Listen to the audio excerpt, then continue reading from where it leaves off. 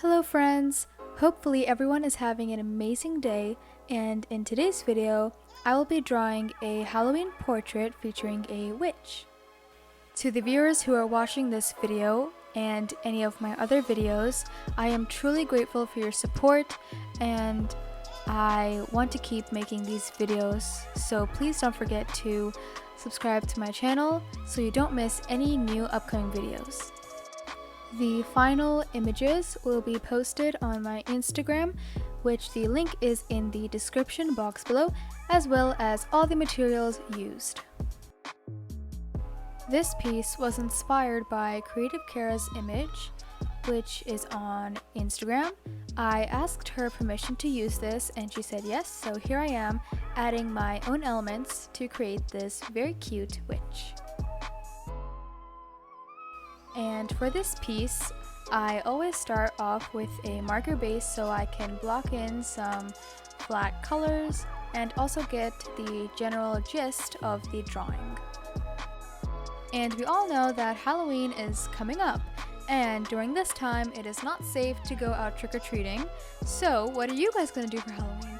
I am probably just gonna dress up in my very comfortable onesie and have a binge watching session with myself.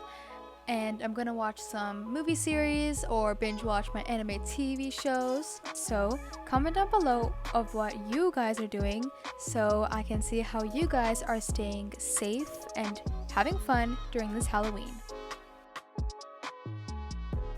And this witch has some Halloween colors such as purple and orange. And when I think of witches when I was younger, I don't know if it's just for me, but I used to think of very old witches and they had really rumpled gray hair. And when I started doing this illustration, I'm like, wow, you know, like they have beautiful hair colors and everything. I don't know. When I was growing up in the old TV shows and stuff I saw, that's what it was portrayed with. But I actually fell in love illustrating the witches because they have such cool features and amazing hair, so I would like to do some witch illustrations in the future, some with the color palettes of pink, blue, and maybe orange and green. They're just so spooky and so fun to draw, so that's my new drawing hobby right there.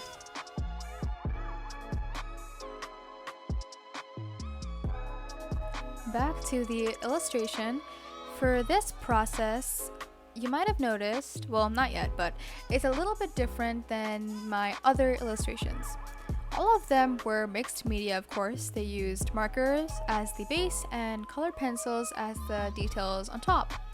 But a few days ago, when I was cleaning out my art drawer, which was very messy, I found some very cheap watercolor paints that I got off of Amazon for about $7 to $8. I thought it would be fun to use these watercolors to add some details and to blend the colored pencils. But since these watercolors were not very high quality, it almost ruined the piece. And of course I wasn't anticipating this, but I thankfully saved this piece and all of its details, and at the end I felt like it was a very good learning experience and journey of what I can and cannot do with these watercolors. And by using them correctly, I achieved a very cool element in this drawing, which I will explain later when I use the watercolors. Speaking on the note where I cleaned my art drawer, I actually found some old poster paints I used back like 2 years ago, and I actually reactivated them with water, and I plan to do some Studio Ghibli illustrations and some landscape illustrations as well. And I actually remember when I used the poster paints, and I took very bad care of them. I was a child back then, maybe like 9, 10, or 11, and I always mixed the colors inside the paint jars, and that created various different colors I didn't need, like very muted colors. And now looking back at it, I was like, I should have taken more care of those paints. And now they just seem so valuable to me, and that's what the power of growing up and waiting of the years can do. And I also started doing art a little bit more seriously, so that's also a big factor. And based on the Creative Kara's original piece, this witch... Okay, I can't really give this witch a name because I suck at naming things, but if you guys have a suggestion, please leave it in the comments so I don't have to keep calling her a witch, because she's not just a witch. But this witch had black lipstick, and I've never drawn black lipstick before. It's always that red pinkish color, and I think black lipstick is so bold, daring, and just so powerful to wear. It's just amazing. And I think it gave the drawing a very edgy and bold look as well as keeping the very sweet tone because she's smiling, you know? Here I am going with the colored pencils and putting a very light layer near her nose and cheeks to give some of the blush tones off. And I know various artists are participating in Inktober, and although I would love to participate in Inktober, I am not at that point where I can easily make these drawings every day. And for my YouTube channel, I usually post once a week, usually on Sundays or Mondays. And I don't think it's possible for me to do the Inktober as every day, but I plan to do it next year. It's a very long time, but it's better than nothing, right? This year, I plan to do a Huevember thing. Huevember is where you draw a single hue or shade for a drawing every day. So like you do the whole drawing in pink, various pinks, or a specific shade of green or blue. And although I'm not going to do it every day, I am going to do one every week, and post it here on my YouTube channel. I have already decided on the first color, but feel free to leave any other specific color combinations or color for me to use, and I will definitely include it in my next video. As you can see, I went in with the watercolor layer and I put in some light and dark purples. The bad part about these watercolors is that they dry cloudy and they cover up the layer underneath, which you will see in a few seconds.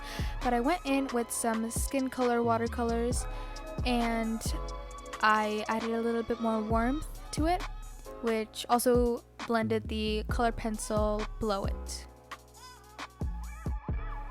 And blending with a skin color watercolor also smoothens it out, and I also used pink for the blush. And here you can see the watercolor actually cloud up the thing, and I had to use water to lighten it up. And this happened quite a few times, especially on her hat and hair. I had to use water and kind of remove it, but every time it dried, it just clouds the marker base, which was so irritating to keep putting the water over it. But I did figure out a way to keep the cloudness at a level which I can add the darker details as well.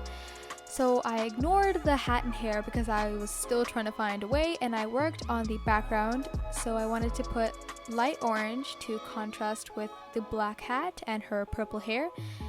And as you can see on her hair, it's still that very cloudy thing, but I will fix it later. Here I am just going over with water and just darkening it up. You can see how cloudy it dries. And since water did not help, I went in with a brush marker and tried to permanently take out the cloud layer, which worked for the most part. I also redid her hair a little bit, and I also darkened the hat with the markers, which worked a lot better than the water. And since I did use watercolor on mixed media paper, the paper kind of curled and wrinkled, so I will use watercolor paper next time.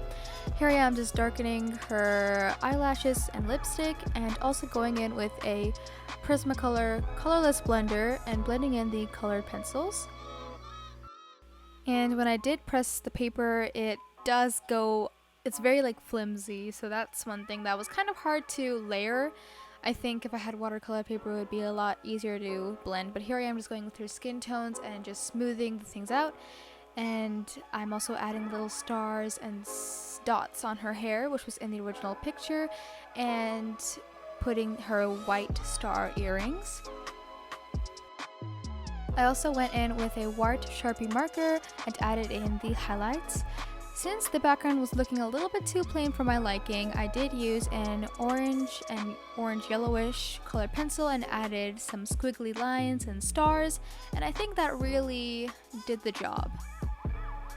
I also added some white colored pencil glow to her star earrings so it looks like they're glowing, which I think was very cute.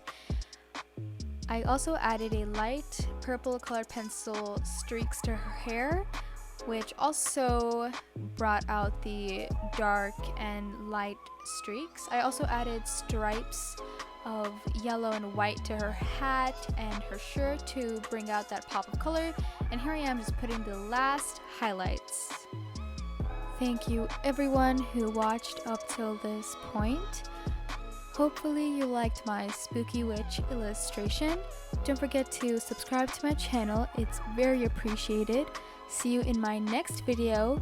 Stay safe and bye friends!